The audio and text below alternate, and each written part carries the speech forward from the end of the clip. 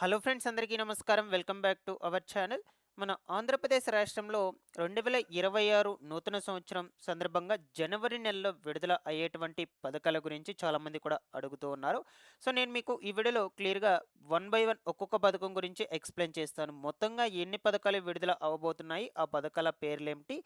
ఏ తేదీన ఏ పథకం విడుదలైతే అవుతుంది? ఇందులో ఏమైనా కొత్త పథకాలు ఉన్నాయా అంటే, సో, వాటికి కొత్తగా ఎలా దరఖాస్తులు పెట్టుకోవాలి? కావాల్సినటువంటి డాక్యుమెంట్స్ అనేటివి ఏమిటి? వీటన్నిటి ద్వారా మీకు ఏమేమి లబ్ధి చేకూరుతుంది? ఈ వివరాలన్నిటి గురించి చెప్తానండి. వీటితో పాటుగా పలు ముఖ్యమైనటువంటి కార్యక్రమాలు కూడా జరగబోతున్నాయి మనకు ఈ జనవరి నెలలోనే. సో, వాటన్నిటి గురించి చెప్తాను. తప్పకుండా వీడియోనైతే ఎండ్ వరకు చూడండి. నేను చెప్పేటువంటి విధానం నచ్చినట్టయితే లైక్ చేసి అందరికీ కూడా షేర్ చేయకుండా అయితే వెళ్ళొద్దు.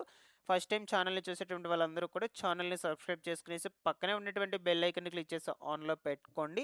ఆంధ్రప్రదేశ్ రాష్ట్రంలో పథకాలకు సంబంధించి ఎటువంటి ఇన్ఫర్మేషన్ వచ్చినా సరే మన ఛానల్ నుంచి మీకు ఎప్పటికప్పుడు అప్డేట్ అయితే చేస్తూ ఉంటాను కాబట్టి తప్పకుండా సబ్స్క్రైబ్ చేసుకోవడం అయితే మర్చిపోవద్దు. ఇక లేట్ చేయకుండా టాపిక్‌లో గనుక వచ్చేసినట్లయితే మనకు జనవరి నెలకు సంబంధించినటువంటి పథకాల గురించి చాలామంది కూడా అడుగుతూ ఉన్నారు కాబట్టి నేను మీకు ముఖ్యంగా ఎన్ని పథకాలు విడుదల అవ్వబోతున్నాయి, అందులో కొత్త పథకాలు ఎటువంటివి ఏమిటి, ఓకేనా? సో, వాటి ద్వారా ప్రయోజనాలు ఏమేమి చేకూరుతాయి వీటన్నిటి గురించి కూడా క్లియర్‌గా ఎక్స్‌ప్లెయిన్ చేస్తాను. రాష్ట్ర వ్యాప్తంగా ఉన్నటువంటి రైతులకు సంబంధించి, అలాగే విద్యార్థులకు, రైతులకు, నెక్స్ట్ వచ్చేసి మహిళలకు సంబంధించి, అలాగే నిరుద్యోగులకు అందరికీ కూడా ఈ కొత్త సంవత్సరం 2026 కొత్త సంవత్సరం జనవరి నెలలో అనేక ప్రయోజనాలైనటువంటివైతే ఉన్నాయన్నమాట. మీకు వన్ బై వన్ అయితే క్లియర్‌గా ఎక్స్‌ప్లెయిన్ చేస్తాను గైస్.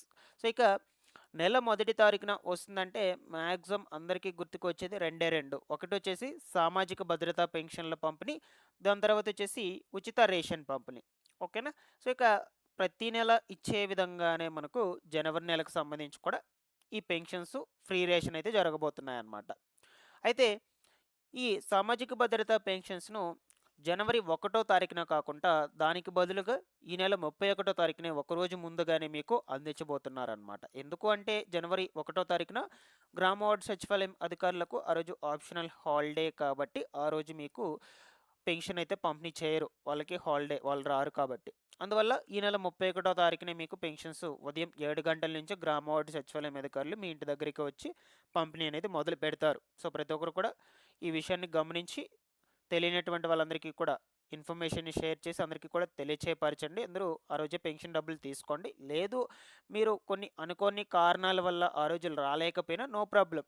దాని తర్వాత 2వ తారీఖున మళ్ళా పెన్షన్‌లను ఇవ్వటం జరుగుతుంది.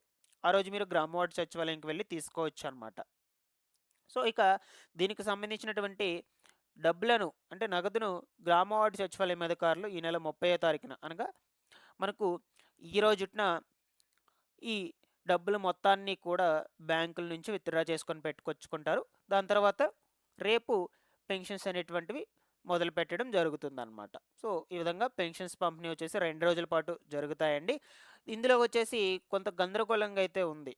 రాష్ట్రంలో ఈ దివ్యాంగ, వికలాంగ మెడికల్ పెన్షన్‌లకు సంబంధించి రిఅసెస్మెంట్స్ మొదలైనప్పటి నుంచి కొంచెం గందరగోళంగా మారడం జరిగింది. సో, వాళ్ళకి రిఅసెస్మెంట్స్ పెడుతూ ఉన్నారు.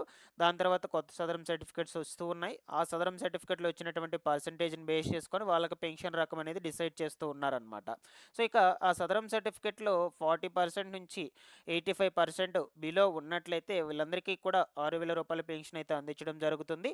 అలాగే 85% అబోవ్ ఉన్నట్లయితే వాళ్ళందరికీ కూడా రూ. 15,000 మెడికల్ పెన్షన్ అనేది అందించడం జరుగుతుంది. సో, ఈ విధంగా కొంతమందికి మార్పులైతే జరుగుతాయి.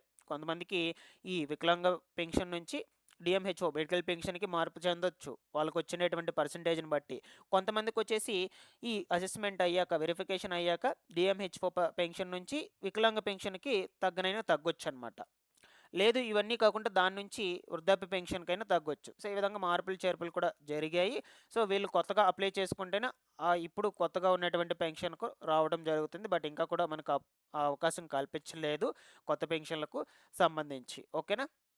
అందువల్ల ఇప్పటి వరకు మీకు ఏ సదరం సర్టిఫికేట్ అయితే ఉందో, ఆ సదరం సర్టిఫికేట్‌లో ఉన్నటువంటి పర్సెంటేజ్‌ని బేస్ చేసుకొని అయితే ఇస్తారు. తప్పకుండా అర్హులైనటువంటి ప్రతి ఒక్కరికి కూడా పెన్షన్స్‌ని ఇవ్వటం జరుగుతుంది. అనర్హులకి ఎవ్వరికీ కూడా ఇవ్వరండి.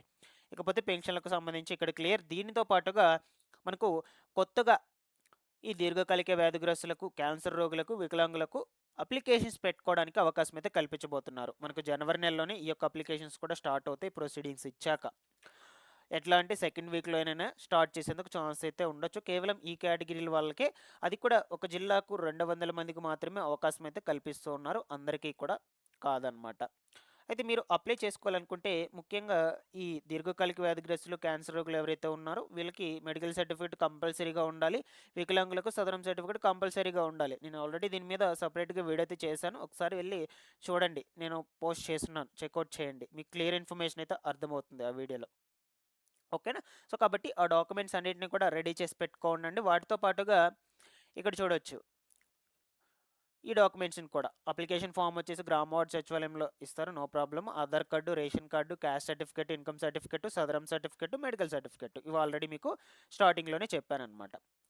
సో, మీరు దరఖాస్తులు రిలీజ్ చేసినప్పుడు అప్లై అనేది చేసుకోవచ్చు. నేను కూడా మీకందరికీ అప్డేట్ అనేది ఇస్తూనే ఉంటాను. ఈ కొత్త పెన్షన్‌లకు సంబంధించి అప్లికేషన్ స్టార్ట్ అయినప్పటి నుంచి ఛానెల్‌ని సబ్స్క్రైబ్ చేసుకునేసి రెగ్యులర్‌గా పెట్టేటువంటి వీడియోస్‌ని ఫాలో అప్ చేస్తుండండి.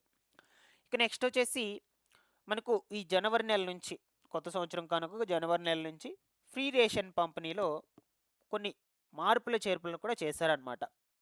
అవేమిటో కూడా మీకు చెప్తానిప్పుడు. ఓకేనా? ఇక్కడ చూడొచ్చు మనకొచ్చినటువంటి ఇన్ఫర్మేషన్ ప్రకారం నూతన సంవత్సరం సంక్రాంతి పండుగ సందర్భంగా రాష్ట్ర ప్రభుత్వం కీలక నిర్ణయం అయితే తీసుకోవడం జరిగింది. ఈ ఉచిత రేషన్ పంపిణీ విధానంలో రేషన్ షాపుల్లో కొత్తగా ఇవన్నీ కూడా ఇస్తారనమాట. ఇంక నుంచి జనవరి నెల నుంచి బియ్యంతో పాటు జొన్నలు, గోధుమ పిండి, త్వరలో రాగులు కూడా ఇస్తారు. అయితే ఇవి ఎలా ఇస్తున్నారు అంటే బియ్యం కోటాలో మార్పులు చేసి ప్రస్తుతం ఇచ్చేటువంటి బియ్యం కోటాలో 3-5 కిలోలు తగ్గింపు చేసుకొని వాటి స్థానంలో జొన్నలు పంపిణీ చేస్తారట. సో, ఇక గోధుమ పిండి మీద కూడా భారీ రాయితీ అయితే ఇస్తూ ఉన్నారు. మార్కెట్ ధర వచ్చేసి రూ. 64 అయితే ఉంటుంది. వీటిని రేషన్ షాప్స్‌లో కేవలం రూ. 16కి, కొంతమంది వచ్చేసి రూ. 20 అని అంటూ ఉన్నారు. సో, మాక్సిమం రూ. 20 లోపలే ఉంటుంది. సో, ఈ ప్రైస్‌లో అయితే మీకు రేషన్ షాప్‌లో తక్కువ ధరకే అందిస్తూ ఉన్నారనమాట. ఇవి జనవరి నెల నుంచి అమల్లోకి అయితే వస్తాయి. రేషన్ కార్డుకి ఒక ప్యాకెటే ఇస్తారు. ఇవి మాత్రం. ఇక ఈ జొన్నలొచ్చేసి 3-5 కిలోల బియ్యం తగ్గించుకొని, మీకు ఇచ్చేటువంటి పరిమాణాన్ని బేస్ చేసుకొని అప్పుడైతే ఇస్తారు. అది కూడా మీ యొక్క అనుమతితోనే. ఓకేనా? లేదంటే మీకు వద్దనుకుంటే బియ్యం తీసుకొనైతే వెళ్ళిపోవచ్చు. No problem.